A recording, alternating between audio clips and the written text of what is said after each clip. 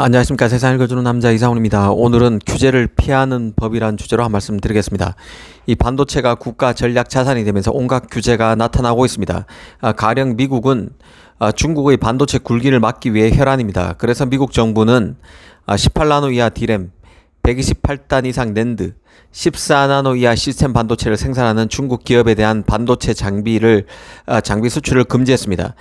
메모리, 로직, IC 할 것 없이 첨단 칩을 아예 중국 파운드리 메모리 업체가 못 만들도록 한 것입니다. 여기에 중국 입장에서 더 갑갑한 것은 중국 파운드리인 SMIC가 기술력을 끌어올리기도 전에 주로 TSMC로부터 조달하던 중국의 첨단 칩마저 못 만들게끔 하고 있습니다. 중국이 첨단 칩을 설계해도 TSMC가 7나노, 5나노 등 그 최신 노드를 통해서 중국의 칩을 못 만들도록 강제하고 있다는 뜻입니다. 하웨이가 그랬고 GPU 설계업체인 중국의 바이렌텍도 그랬습니다. 앞으로 7나노 이하 칩 설계가 가능한 알리바바, 바이두 같은 기업도 미중 갈등의 진행 궤도에 따라서 같은 전철을 밟을 수도 있다는 생각입니다.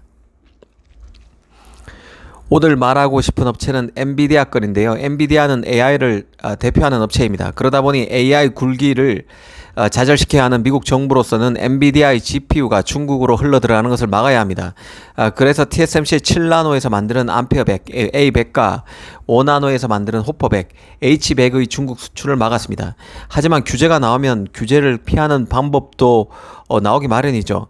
1차적으로 미국 정부는 올 9월 1일까지는 중국 업체들이 신규 주문을 통해서 엔비디아의 GPU를 살 수 있도록 길을 터줬습니다. 미국 정부는 이런 AI 규제를 발표할 때만 해도 금세 중국에서 GPU에 씨를 말릴 것처럼 굴었었지만 자국 업체인 엔비디아가 남은 기간 동안 최고 사양의 GPU를 중국에 팔 수 있도록 숨구멍을 터준 것입니다. 팔이 안으로 굽었다는 얘기죠.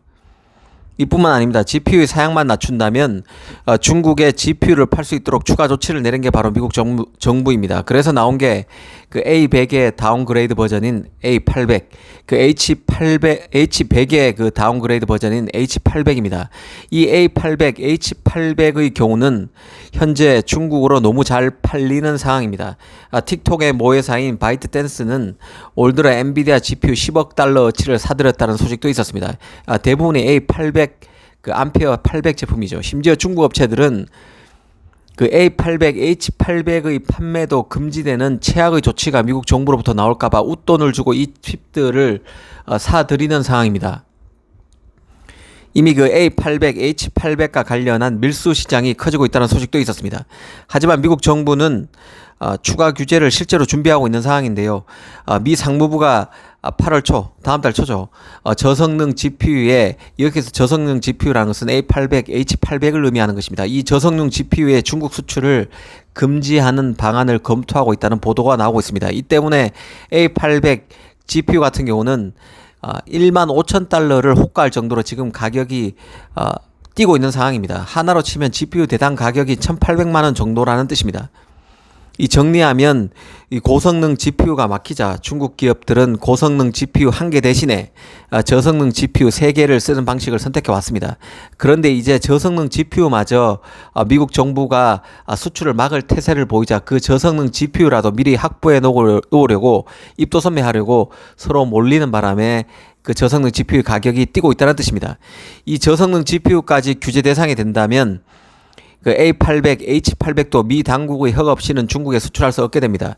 GPU는 생성 AI에서 두뇌 역할을 하는 칩이죠. 중국 기업들로서는 AI 챗봇 모델 개발에 어려움을 겪을 수밖에 없습니다. 그간 중국판 챗 GPT 개발에 뛰어든 그 알리바바, 텐센트, 바이두, 인스퍼, 레노버 등은 그 엔비디아로부터 A100 등을 공급받아 왔는데요. 추가로 저성능 GPU마저 살 수 없게 되면 중국의 AI 야심은 큰 타격이 불가피해집니다. 특히 미국 정부는 그 대중 수출 통제의 빈틈이라고 지적돼 왔던 클라우드 컴퓨팅 서비스를 중국에 접근하지 못하도록 제한하는 방안도 조만간 내놓을 가능성이 큽니다. 이 조치가 시행되면 아마존, 마이크로소프트 등 미국 클라우드 서비스 제공업체들은 중국 고객사의 최첨단 AI 반도체를 활용한 클라우드 컴퓨팅 서비스를 제공하기 어려워집니다. 이 사실 클라우드 GPU 컴퓨팅 성능을 임대하는 것이 GPU 컴퓨팅 클러스터를 구축하는 것보다 훨씬 비용이 많이 듭니다. 그런데 이마저도 추가 규제가 발동하게 되면 힘들어진다는 뜻입니다. 지금 중국에 대한 AI 규제는 이런 시나리오를 따라 조금씩 이동하고 있다는 생각입니다. 미국 정부의 규제와 관련해서 엔비디아 사례를 보면서 느끼는 생각은 지금은 각자 도생하는 시기라는 점입니다. 반도체 장비업체, 팹리스 업체, 파운드리, 메모리 할 것 없이 다 그렇습니다. 미국 정부의 규제 칼날을 알아서 피하고 또 이게 가능할 듯 싶으면 꼼수도 부리면서 위기를 넘고 있습니다. 그만큼 불안정하고 나중에 어떤 사달이 날지 예측하기가 쉽지 않습니다. 분명한 것은 중국 리스크가 당분간 앞으로 더 커질 것이란 점입니다.